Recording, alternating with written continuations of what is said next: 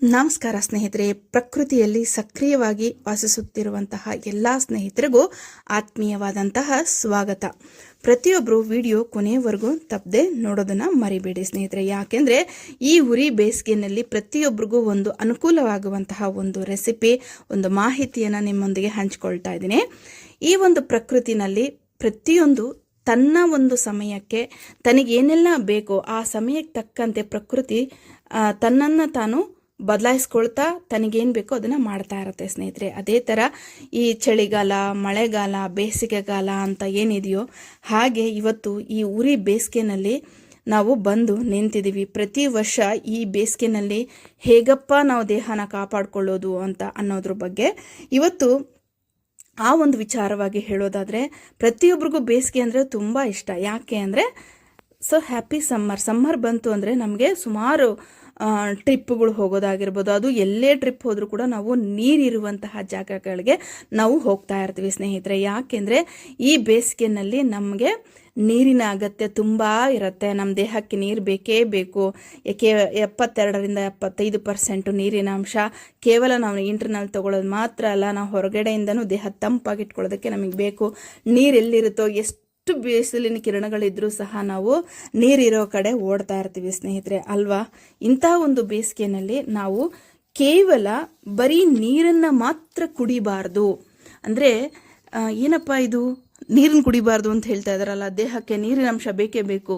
ಹೌದು, ನೀರಿನ ಅಂಶ ಬೇಕು. ಆದರೆ ಇವತ್ತು ನಾವು ಕುಡಿತಕ್ಕಂತಹ ನೀರಿನಲ್ಲಿ ತುಂಬ ಸಮಸ್ಯೆಗಳಿದೆ.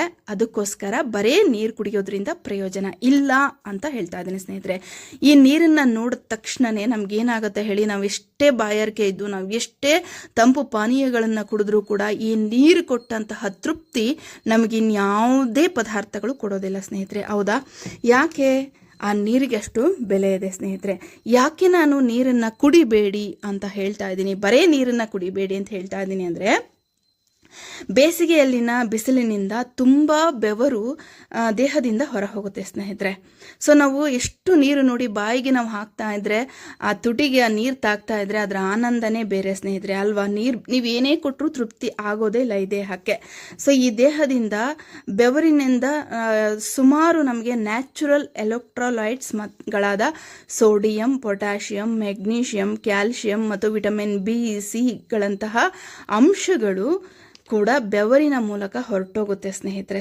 ಇದರಿಂದ ಸುಸ್ತು, ಆಯಾಸ, ಒಣ ಚರ್ಮ, ತಲೆನೋವು ಮತ್ತು ಕೀಲು ನೋವು, ಮಲಬದ್ಧತೆ, ಹೃದಯ ಬಡಿತದಲ್ಲಿ ವ್ಯತ್ಯಾಸ, ಹೀಗೆ ಹಲವಾರು ಸಮಸ್ಯೆಗಳಿಗೆ ಕಾರಣವಾಗುವಂತಹ ಸಾಧ್ಯತೆ ಹೆಚ್ಚಾಗಿರುತ್ತೆ ಸ್ನೇಹಿತರೆ. ಅದಕ್ಕೋಸ್ಕರ ಕೇವಲ ನೀರನ್ನು ಮಾತ್ರ ಕುಡಿಬೇಡಿ ಅಂತ ಹೇಳ್ತಾ ಇದ್ದೀನಿ ಸ್ನೇಹಿತರೆ. ನಾವು ಎಷ್ಟು ಕಳ್ಕೊಳ್ತೀವಿ ಅಂತಂದರೆ, 1 ಲೀಟರ್ ಬೆವರಿನಿಂದ ನಾವು 2000 mg ಅಷ್ಟು ಸೋಡಿಯಮ್ಮು, 500 mg ಅಷ್ಟು ಪೊಟ್ಯಾಷಿಯಮ್ಮು, 100 mg ಅಷ್ಟು ಮೆಗ್ನೀಷಿಯಮ್ಮು, 3000 mg ಅಷ್ಟು ಕ್ಲೋರೈಡ್, ಹೀಗೆ ಹಲವಾರು ಅಂಶಗಳನ್ನು ಕಳೆದುಕೊಳ್ತೀವಿ. ಆದ್ದರಿಂದ ಬರೀ ನೀರು ಕುಡಿದರೆ ಪ್ರಯೋಜನವಿಲ್ಲ. ಅದಕ್ಕೋಸ್ಕರ ಬರೀ ನೀರನ್ನು ಕುಡಿಯೋದನ್ನು ನಿಲ್ಲಿಸಿ.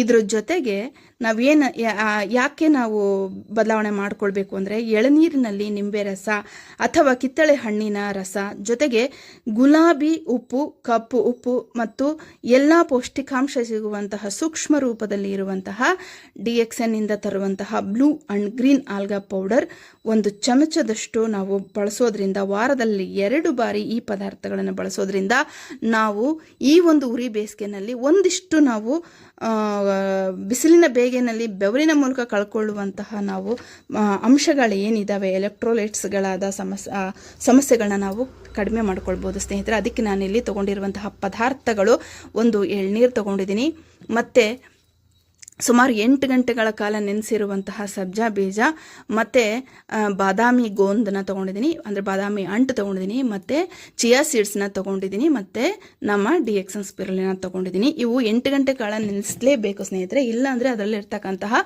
ಫೈಬರ್ ಅಂಶ ಅದು ರಿಲೀಸ್ ಆಗೋದೇ ಇಲ್ಲ. ಎಳ್ನೀರನ್ನ ಕಟ್ ಮಾಡ್ಕೊಂಡಿದ್ದೀನಿ, ತುಂಬ ನೀರಿರುವಂಥದ್ದನ್ನು ತೊಗೊಂಡಿದ್ದೀನಿ. ಕೊಬ್ಬರಿ ಇದರಲ್ಲಿ ಇಲ್ಲ, ಇಂಥದ್ದು ತೊಗೊಂಡ್ರೆ ಒಳ್ಳೆಯದು. ಮತ್ತು ಇನ್ನೊಂದು ನೆನಪಿಟ್ಕೊಳ್ಳಿ, ಕೆಲವೊಂದು ಹೆಲ್ತ್ ಅಲ್ಲಿ ವ್ಯತ್ಯಾಸಗಳಿದ್ದಾಗ ಎಳ್ನೀರನ್ನು ತಗೊಳ್ಬಾರ್ದು. ನೀವು ಕನ್ಸಲ್ಟ್ ಮಾಡ್ದೇನೆ ತಗೋಬೇಡಿ ಸ್ನೇಹಿತರೆ. ಇದು ನೋಡಿ ತುಂಬ ಅಂದರೆ ತುಂಬ ಚೆನ್ನಾಗಿದೆ, ಎಷ್ಟು ನೀಟಾಗಿದೆ, ನೀರಿದ್ದಾಗಿದೆ. ನಾನು DXN ಸ್ಪಿರುಲಿನ 2 ಕ್ಯಾಪ್ಸಲ್ನ ತೊಗೊಳ್ತಾ ಇದ್ದೀನಿ. ಯಾಕೆ ಅಂದರೆ ಇದರಲ್ಲಿ ನಾವೇನು ಬೇಕಾಗಿರುತ್ತೆ ನಮಗೆ ಈ ಮಿನರಲ್ಸ್ಗಳು. ಸೊ ಅದು ನಮಗೆ ಈ ಒಂದು ಸ್ಪಿರುಲಿನಾದ ಪೌಷ್ಟಿಕಾಂಶದಿಂದ ನಮಗೆ ನ್ಯಾಚುರಲ್ ಆಗಿ ಅದು ಸಿಗುವ ಸಾಧ್ಯತೆ ಇರುತ್ತೆ. ಇಲ್ಲಿ ಒಂದು ಗ್ಲಾಸಿಗೆ 2 ಕ್ಯಾಪ್ಸೂಲ್ ಅಂತೆ ನಾನು ತಗೊಂಡಿದ್ದೀನಿ. ಮೊದಲನೇದಾಗಿ ನಾವಿಲ್ಲಿ ಏನು ಹಾಕ್ಕೊಳ್ಬೇಕು ಅಂತ ನೋಡೋಣ. ಸೊ ಗ್ಲಾಸ್ನಲ್ಲಿ ನಾನು ಈಗ ಆಲ್ರೆಡಿ ನೆನೆಸಿಟ್ಟಂತಹ ಪದಾರ್ಥಗಳಾದ ಚಿಯಾ ಸೀಡ್ಸನ್ನು ತಗೊಂಡಿದ್ದೀನಿ. ಇದು ಅಷ್ಟೇ, ನೀವು ಹೆಚ್ಚಾಗಿ ಬಳಸುವ ಅವಶ್ಯಕತೆ ಇಲ್ಲ. ಒಂದು ದಿನಕ್ಕೆ ಬಳಸೋದಾದರೆ 8 ಗಂಟೆಗಳ ಕಾಲ ನೆನೆಸಿರುವಂತಹ ಚಿಯಾ ಸೀಡ್ಸು ಕೇವಲ 2 ಟೇಬಲ್ ಸ್ಪೂನ್ ಮಾತ್ರ ನಾವು ಬಳಸಬಹುದು. ಅದಕ್ಕಿಂತ ಹೆಚ್ಚಾಗಿ ನಮಗೆ ಅಗತ್ಯ ಇಲ್ಲ. ಇದನ್ನು ನೀವು ರಾತ್ರಿ ನೆನೆಸಿಟ್ಟು ಬೆಳಗ್ಗೆ ತಗೊಳ್ಬಹುದು, ಅಥವಾ ಈ ಥರ ಮಧ್ಯಾಹ್ನದ ಸಮಯದಲ್ಲಿ ನಾವು ಈ ಥರ ಯೂಸ್ ಮಾಡ್ಬೋದು. ಒಂದು ತಿಳ್ಕೊಳ್ಳಿ, ಎಳ್ನೀರನ್ನು ಬಳಸೋದಾದರೆ, ಎಳ್ನೀರಿನ ಜೊತೆಗೆ ನೀವು ತಗೊಳ್ಳೋದಾದರೆ ಇದನ್ನು 11ರಿಂದ 12 ಗಂಟೆ ಒಳಗಡೆ ನೀವು ತಗೊಳ್ಬೇಕಾಗತ್ತೆ. ತದನಂತರ ಎಳ್ನೀರು ನಮ್ಮ ದೇಹಕ್ಕೆ ಒಳ್ಳೆಯದಲ್ಲ. ಸೊ ಹಾಗಾಗಿ ನಾವು ಇದನ್ನು ಹೇಗೆ ತಗೊಳ್ಬೇಕು ಅನ್ನೋದನ್ನು ತಿಳ್ಕೊಂಡು ತಗೊಂಡ್ರೆ ತುಂಬ ಒಳ್ಳೆಯದು ಸ್ನೇಹಿತರೆ. ನಾನಿಲ್ಲಿ ಸಬ್ಜಾ ಸೀಡ್ಸನ್ನು ಕೂಡ ಹಾಕ್ಕೊಂಡಿದ್ದೀನಿ 2 ಟೇಬಲ್ ಸ್ಪೂನಷ್ಟು. ಮತ್ತು ಇಲ್ಲಿ ಬಾದಾಮ್ ಗೋಂದನ್ನ ನಾನು ನೆನೆಸಿಟ್ಟಿದ್ದೆ. ಇದು ದೇಹಕ್ಕೆ ತಂಪು ಆಗಿರೋದ್ರಿಂದ ಇದನ್ನು ಅಷ್ಟೇ ಕೇವಲ 2 ಸ್ಪೂನಷ್ಟು ನಾವು ಯೂಸ್ ಮಾಡ್ಬೋದು. ಇದು ಎಕ್ಸ್ಟ್ರಾ ಆಪ್ಷನಲ್, ಬೇಕಿದ್ರೆ ಹಾಕ್ಕೊಳ್ಬೋದು, ಸಿಕ್ಕರೆ ಹಾಕ್ಕೊಳ್ಳಿ, ಸಿಗದೆ ಇದ್ರೆ ಬೇಡ.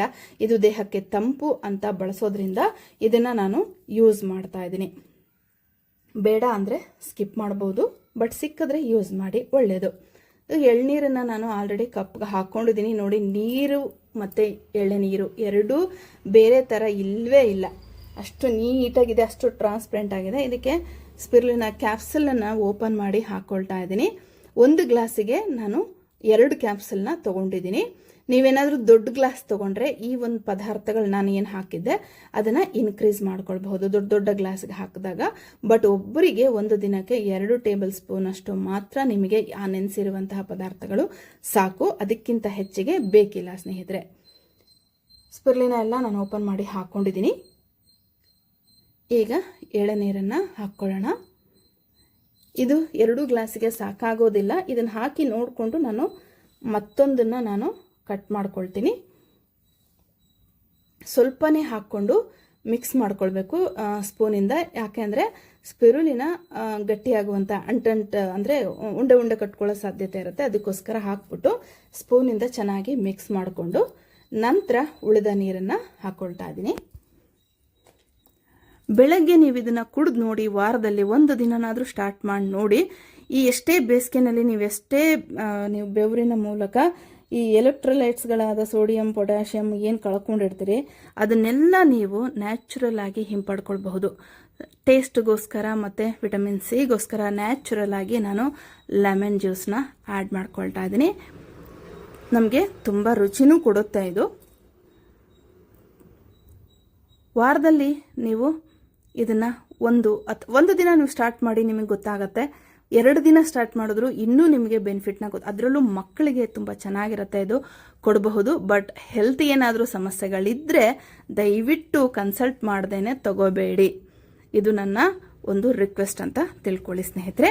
ನಾನೀಗೇನೂ ಇಲ್ಲ, ನಾನು ಚೆನ್ನಾಗಿದ್ದೀನಿ, ನಾನು ಈ ಬೇಸಿಗೆನಲ್ಲಿ ನನ್ನ ದೇಹನ ನಾನು ತಂಪಾಗಿಟ್ಕೊಂಡು ನನ್ನ ದೇಹನ ನಾನು ಕಾಪಾಡ್ಕೋಬೇಕು ಅಂತ ಅನ್ನೋರು ಈ ಒಂದು ರೆಸಿಪಿನ ಟ್ರೈ ಮಾಡ್ಬೋದು ಸ್ನೇಹಿತರೆ.